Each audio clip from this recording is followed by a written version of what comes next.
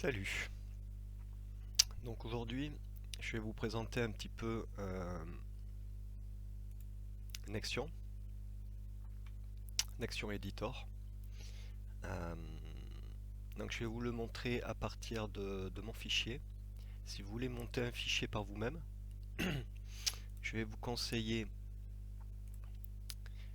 euh, d'aller sur la chaîne Paradis Artificiel qui l'explique très bien puisque c'est avec ces vidéos qui m'ont servi vraiment de base de départ. Donc vous avez deux vidéos sur des stations météo avec les écrans Nexion et il explique vraiment comment monter le fichier de 0. Je crois que c'est sur celui-ci. Euh, donc le fichier que j'ai préparé, je l'ai mis sur mon JTube. Donc c'est météo 3 jours HMI.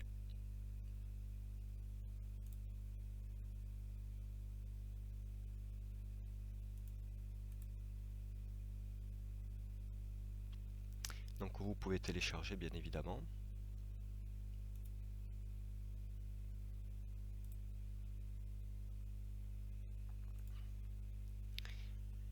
Et que l'on va ouvrir.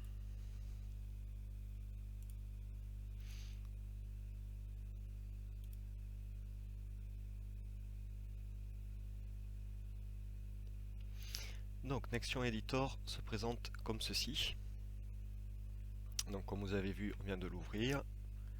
On va pouvoir exporter les TFT ici, enregistrer nos modifications, faire des nouveaux, etc.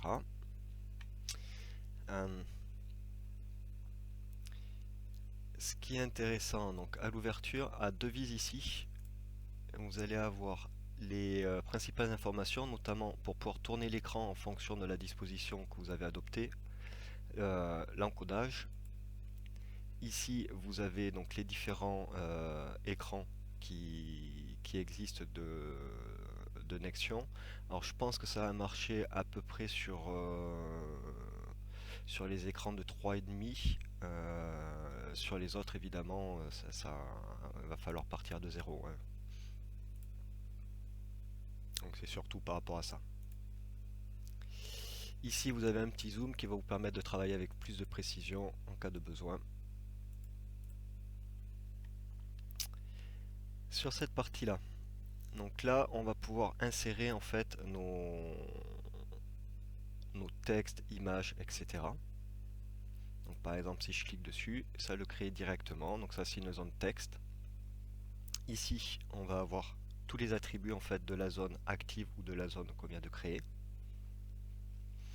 Donc le nom de l'objet va être important puisque c'est ce qui va nous permettre de pouvoir rappeler, de pouvoir changer l'intérieur, changer le texte, etc. L'idée peut être important aussi, notamment pour les boutons, où ça va être l'idée qui va être dominant, l'idée et la page. Ici, vous avez donc les fontes à mettre en fait sur votre texte. Donc ceux-ci sont à déclarer donc sur cette partie-là. Cette partie, ça va être pour insérer les images qu'on va se servir dans notre fichier, qu'on va pouvoir rappeler après avec les numéros d'idées ici. Et c'est pareil, on va créer une bibliothèque en fait d'encodage de caractères qu'on va pouvoir après appeler avec les idées ici. Donc pour en créer un, c'est font generator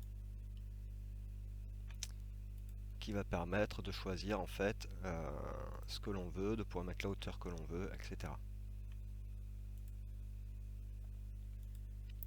Si les caractères que j'utilise, vous auriez préféré autre chose, donc par exemple sur le caractère 8, vous le définissez d'abord par le toll, vous l'enregistrez et ensuite vous venez le remplacer comme ça. Vu que c'est par l'idée que ça fonctionne, tous les textes qui seront formatés avec l'idée 8 en fait seront mis à jour.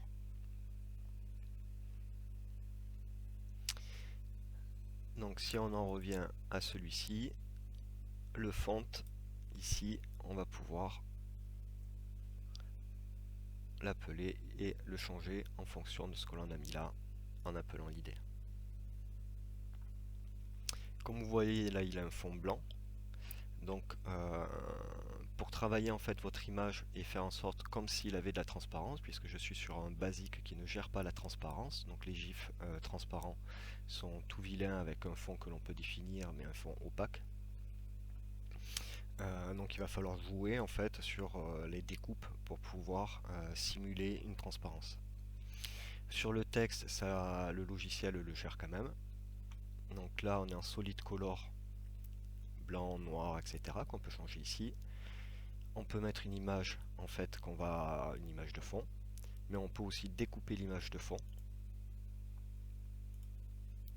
Donc là, cette image là,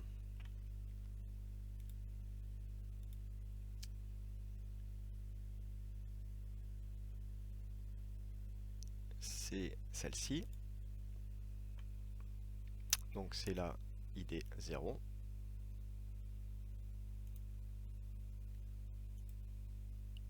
Bon, on aurait pu y aller directement par là, autant pour moi c'est le plus pratique. Hop. Voilà. Et donc en fait le texte va prendre l'image et va la découper pour la mettre en fond en fonction de la zone où il est. Comme sur le fond il n'y a pas le rectangle, enfin le triangle attention, puisque le triangle attention en fait ça signale simplement qu'il n'y a pas d'appel dans l'icône de texte, donc c'est pas sur le fond, comme vous pouvez le voir ici, donc forcément il ne montrera que le fond sans les ajouts par-dessus.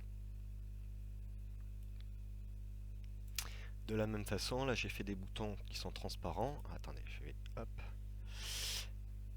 Ici, donc ça ce sont des boutons donc, que j'ai repris sur le site que je vous ai montré tout à l'heure pour augmenter et baisser le contraste. Donc ce sont deux boutons qui sont transparents complètement, c'est le B0, enfin le BT0 et le B0. Par contre quand on appuie dessus, ça cache en fait l'affichage qu'il y a dessous.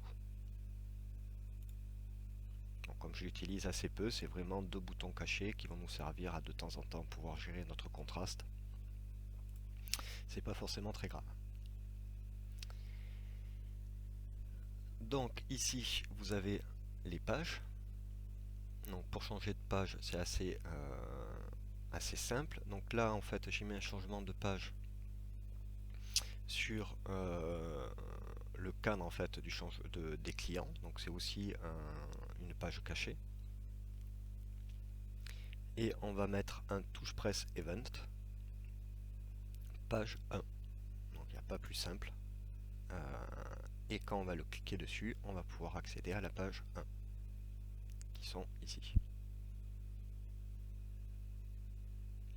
Notez que c'est bien la page 1, c'est pas la page avec l'idée 1 dans ce cas-là. Ici vous avez un debug, donc le debug ça vous permet de tester le fichier, les modifications que vous avez fait. Donc vous voyez que votre fichier ne comporte pas d'erreur. Et ici vous allez pouvoir, donc ça simule, évidemment il n'y a pas les données puisqu'on ne les remonte pas encore, il va falloir le SP derrière. Donc moi j'ai mis des tirets tout simplement parce que je trouve que ça fait beaucoup plus propre lors de l'appel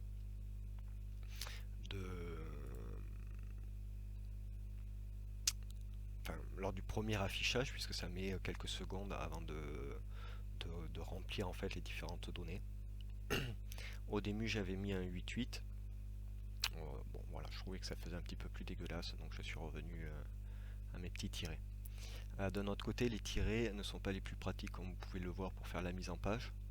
Donc c'est vrai que mettre le nombre de caractères pour faire la mise en page s'avère beaucoup plus pratique. Je vais mis les tirets une fois la mise en page finie, ou quasiment finie. Donc revenons à notre debug, et comme vous pouvez voir, on peut tester en fait nos différentes pages. Donc à noter, il y a des pages qui sont vides, tout simplement parce qu'on va pouvoir venir rajouter les boutons et les logos que vous allez vouloir. Donc de la même façon, ces fonds en fait vont être mis à disposition. Donc je vais vous mettre des fichiers GIMP qui va être comme ceci et qui va vous permettre de pouvoir faire les modifications que vous désirez. Donc j'ai essayé de grouper pour pour vous faciliter un petit peu les choses. Par exemple, j'ai groupé le cadre centre, droite et gauche. Bon, j'ai pas fait les découpes des calques par contre, je m'aperçois là. Ça vous permet en fait de pouvoir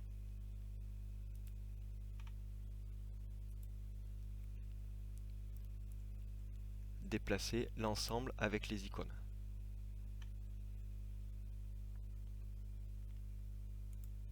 Ou de pouvoir déplacer les trois modules, etc.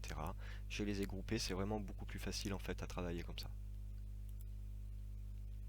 Si les icônes ne vous plaisent pas ici, vous déroulez et vous les aurez. Moi, je ferai un petit didac un petit peu plus complet, je pense, sur GIMP, vraiment sur la base en fait, pour pouvoir se débrouiller, même quand on n'a jamais vu, même quand on n'a jamais été sur ce logiciel.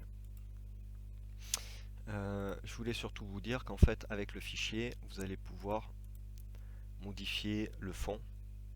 Donc, si vous modifiez le fond sur la page d'accueil, il faudra refaire tous les icônes. C'est pour ça que je ferai ce didac en fait sur GIMP, pardon, pour aussi montrer comment faire les découpes et simuler les transparences. Mais vous allez pouvoir, voilà, vous faire plaisir avec des fonds différents et mettre ce que vous désirez en fait comme fond.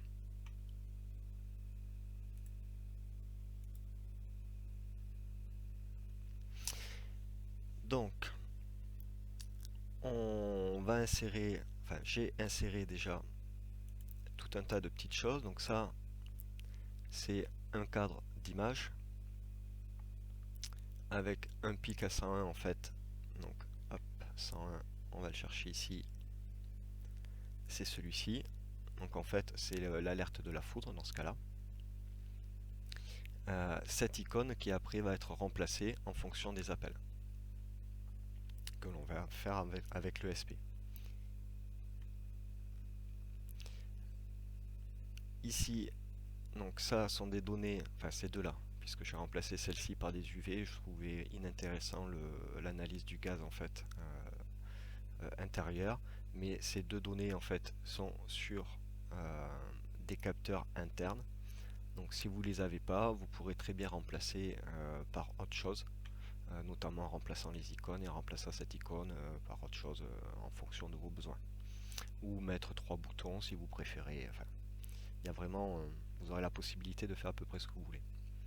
À noter que vous n'aurez pas la possibilité d'ajouter énormément de choses qui viennent de Home Assistant, puisque je suis sur un maximum de capacité actuellement.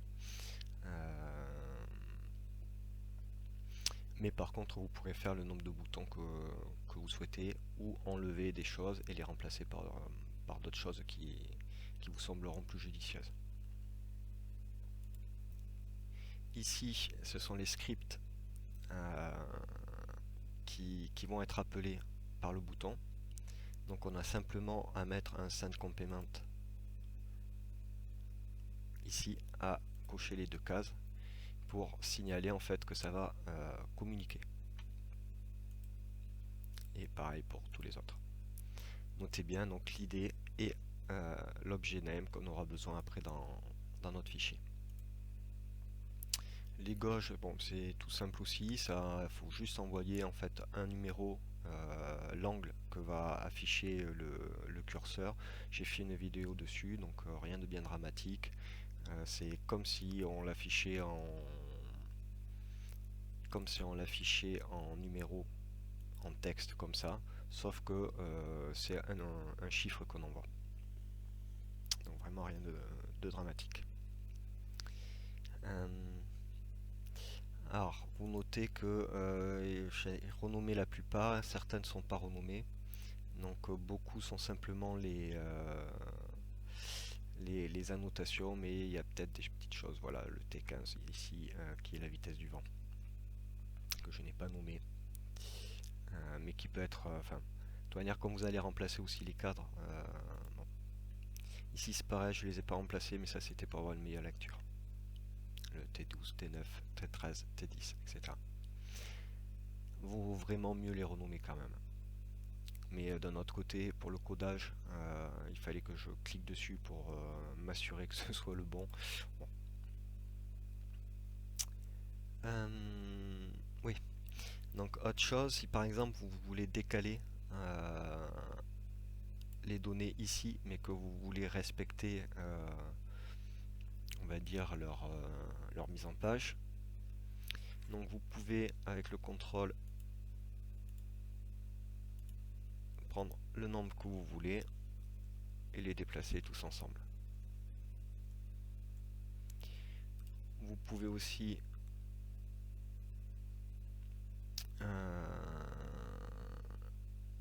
les copier.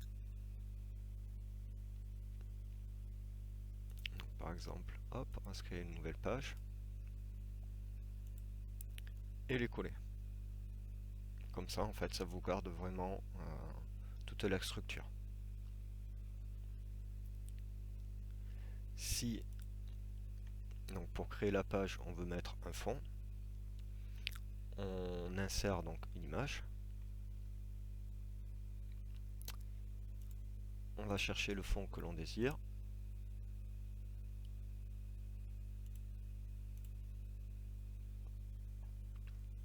Par exemple.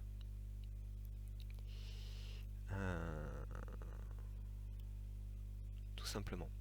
Comme vous voyez, le fond le cache, puisque en fait je l'ai mis après. Hop, donc on va le remettre en fait sur le dessous. Ici, donc mon copie-coller. Hop.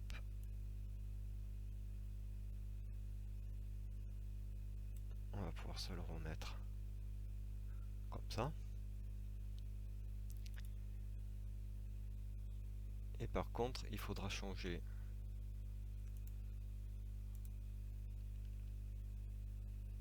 les fonds par la même image. Et là, en fait, vous aurez la base pour avoir une nouvelle page.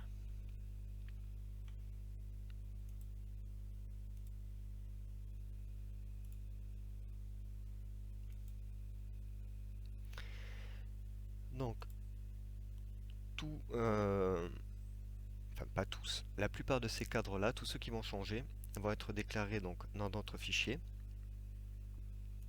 Donc ça, c'est le fichier qui va nous servir à gérer notre écran via le SP. Donc ça, c'est le fichier en fait qu'on va insérer dans notre SP. C'est un fichier donc fait sur ESP HOM, donc très simplifié en termes de codage.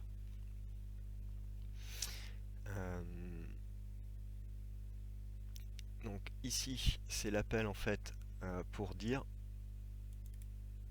qui va s'afficher où, grosso modo. Donc par exemple là, on veut que dans le cadre minute, avec un certain formatage, on affiche time minute.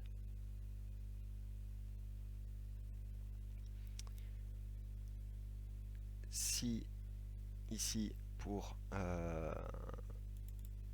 l'icône, donc l'icône c'est celui-ci, c'est l'icône du temps en fait du jour. On va utiliser l'idée today icon .stat en fait tout simplement, ça c'est aussi une question de formatage. Donc today icon, on l'aura déclaré ici sur notre fichier de l'ESP. Donc comme quoi sur la plateforme en assistant, on va aller chercher l'entité sensor today icon et la donnée de ce sensor va être rentrée sous l'idée today icon. Ici je suis sous sensor pour avoir une donnée numérique, puisqu'on va appeler une image. ici il y a des textes sensors pardon, qui eux vont appeler plutôt du texte. Alors même si c'est un numéro, puisque j'ai beaucoup de chiffres qui sont appelés en texte, comme celui-ci, c'est donc un texte.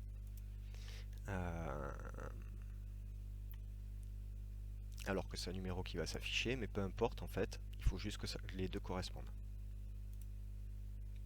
Comme j'ai pas de traitement en fait sur ce chiffre, peu importe en fait si on le déclare en chiffre ou en texte. Par contre, ça sera beaucoup plus important si on veut le travailler ou si le Nexion doit le gérer par exemple sur les jauges. Donc ce sensor là va nous permettre de changer en fait l'image ici.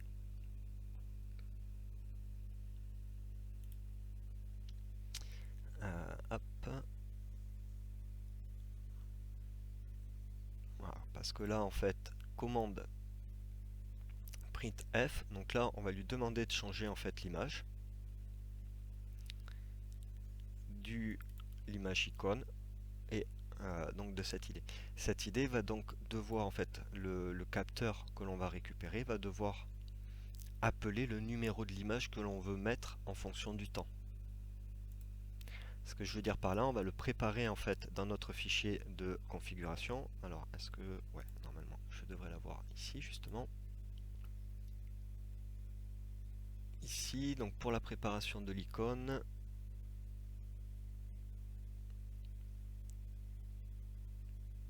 c'est celui-ci.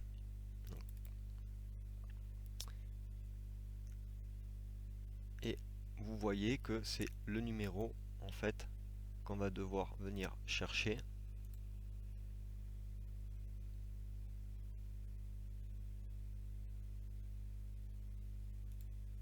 ici.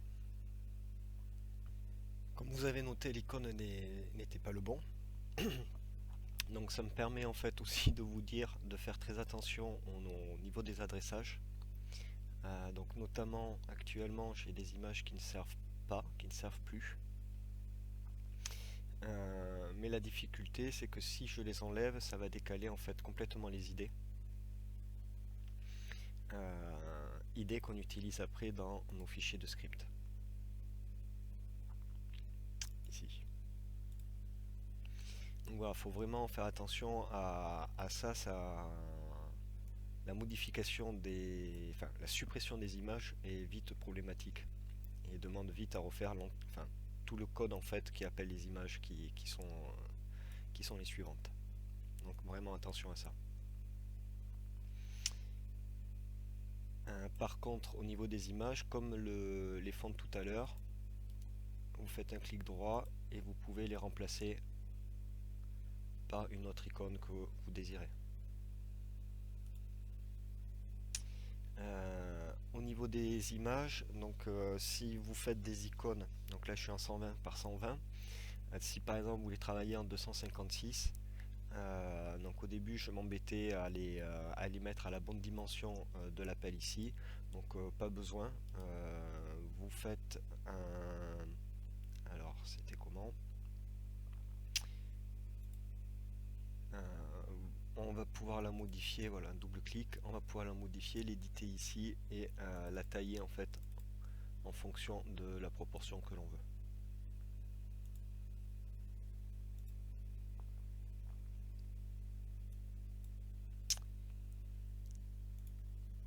Donc, comme je vous disais, donc ici, ça c'est le code en fait qu'on va mettre dans la configuration YAML. Donc ce code, bon, une explication relativement basique. C'est ici le nom en fait du sensor que l'on va créer. Ici, donc, on fait une template où on va tester le sensor Cabreton Weather. Donc si c'est pardon, si celui-ci est sur nuit claire, ça sera l'icône 41. Si celui-ci est sur très nuageux, ça sera sur 37, etc. etc. Notez ici, pas de problème pour les classiques. Là, risque d'orage, il y avait forcément l'astérix, donc on met les deux pour pouvoir le faire passer. Sinon, évidemment, ça passe pas, ça bug. Voilà, avec un else à la fin qui teste si jamais en fait ça correspond à aucun de ce que l'on a défini. Donc ça, je l'ai pris sur le site de Météo France, hein, sur l'explicatif de ce qui est renvoyé. Mais j'ai quand même mis un au cas où, donc le 55 logiquement. Voilà, hop, c'est le logo en fait de base pour dire attention, il va falloir modifier le code.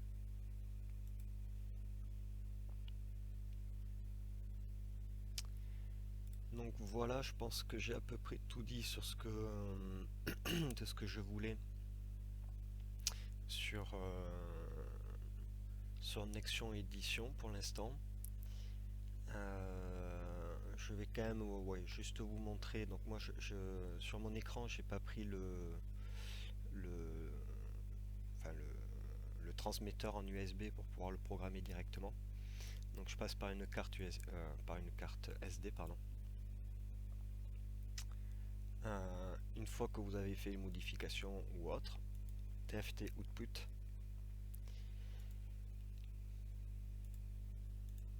Donc je prends ma clé USB.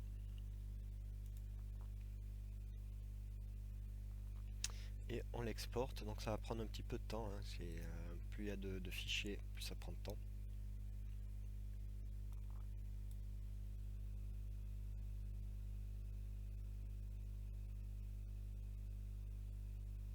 Voilà. Le plus long d'ailleurs c'est l'écriture hein, sur la clé USB je crois. Et ce fichier là, donc bon là il y en a deux. Hop. Et ce fichier là, on n'aura plus qu'à mettre la carte en fait, à redémarrer l'écran et il va booter dessus et faire la mise à jour pour insérer toute la déco. Donc je vais quand même finir la vidéo par expliquer un petit peu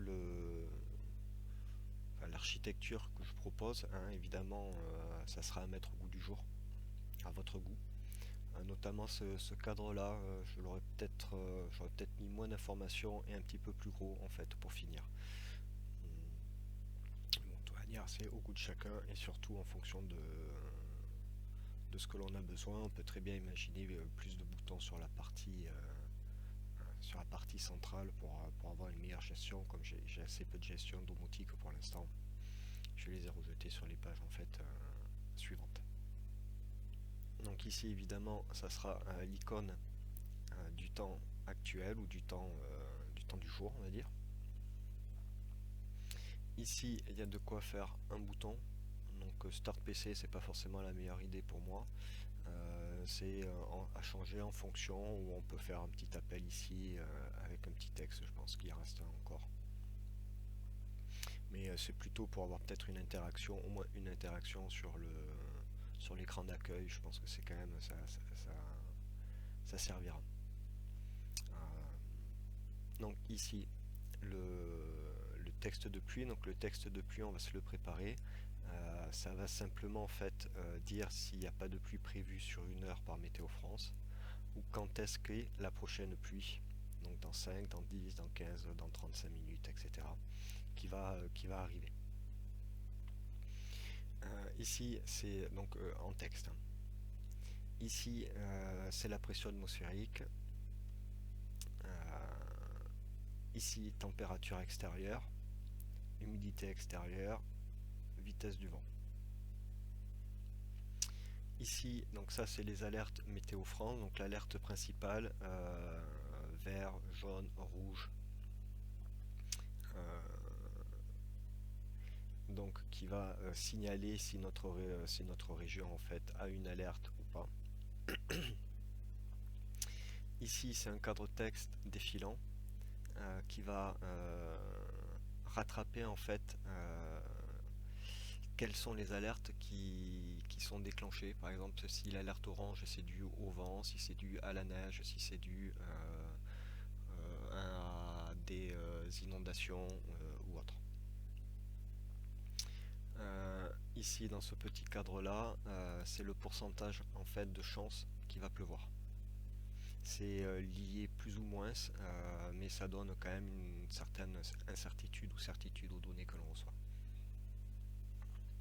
Dans ces trois cases, donc c'est le temps de demain de 2 jours ou de 3 jours, donc c'est sur Dark Sky que je reprends en fait les données avec la température maximum et la température minimum sur donc les 3 prochains jours. Ici, donc dans mon cas, c'est mon capteur de température intérieure, d'humidité intérieure. Donc comme j'ai modifié le capteur ici, à la base c'était le taux atmosphérique intérieur, ça peut être une deuxième température, puisque j'avais fait plutôt à la base quelque chose pour avoir des données internes de la maison, même si au final j'ai mis le détecteur d'UV que je trouve plus pertinent étant donné que je suis sur une région où on espère pouvoir aller à la plage cet été. Donc ici c'est le nombre de clients connectés sur notre serveur Piol, c'est juste pour faire la détection. La date et l'heure, donc facile. Sur ce cadre, donc j'ai repris à peu près toujours le même cadre que j'ai positionné différemment sur les différentes pages. Ici donc il y a sur Météo France il y a un pourcentage de chances de foudre, enfin d'orage, de gel et de neige. Donc c'est repris ici et j'ai fait un petit code pour savoir si le logo apparaît en fait quand quand il y a un risque et est désactivé quand il n'y a pas de risque. Ici j'ai mis 3 logos supplémentaires donc que vous pouvez relier à ce que vous voulez. Ça peut être un détecteur d'une machine, ça peut être par exemple vous pouvez faire un pas de test de batterie de votre smartphone pour savoir s'il faut le recharger, ou un test de batterie de votre ESP capteur sur pile ou autre, ou un détecteur de présence ou je ne sais quoi en fait. Donc vous avez 3 boutons, donc les boutons peuvent être remplacés par des icônes beaucoup plus sympas en fait qui vont illustrer votre détecteur. On peut vraiment mettre ce que l'on désire. Donc la deuxième page, enfin la page 1, c'est là, enfin, là j'ai mis plutôt quelque chose avec quelques informations donc, sur notre serveur AS, le pourcentage utilisé, la RAM et le disque sous forme de jauge. Et donc on commence avec les pages un bouton, donc c'est la seule page que j'ai préparée dans mon cas, que j'ai préparée donc essentiellement avec IoT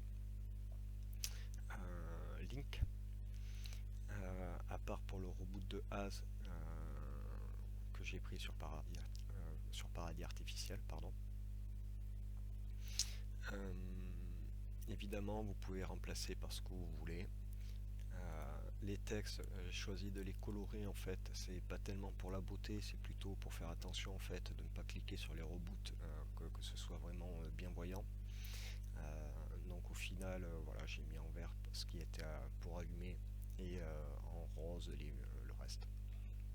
Mais peu importe, ça vous pouvez évidemment tout modifier.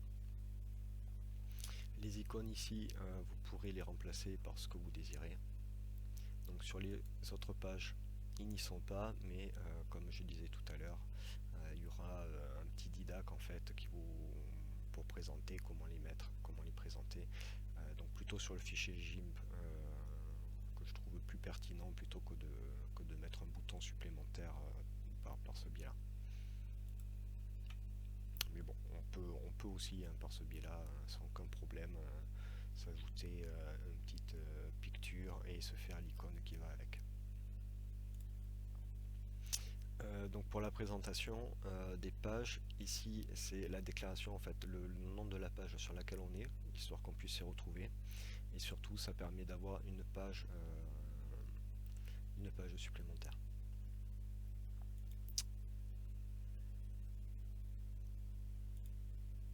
Donc toujours les pages ici.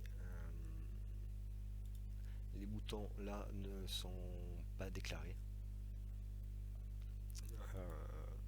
dans mon fichier, tout simplement parce que je les ai préparés pour vous, ou pour on va dire huper ma, ma petite présentation facilement en fonction des appareils que je vais avoir. Pas ma présentation, de duper mon écran en fait, et de pouvoir mettre des interactions en fonction des appareils que je vais mettre, puisque je débute vraiment sur le côté Home Assistant et serveur domotique. Donc je pense avoir à peu près tout dit de ce que je désirais. Donc les prochaines vidéos vont attacher en fait tout ça pour pouvoir rappeler. Donc à savoir que l'ensemble des données que j'ai mis ici, vous pourrez, je l'espère avec mes explications, pouvoir les remplacer par ce que vous désirez, quitte à faire un pas, quitte à, à avoir la possibilité de pouvoir aller chercher en fait le capteur que vous désirez de façon relativement simple. Donc eh bien, je vous dis, j'espère à bientôt.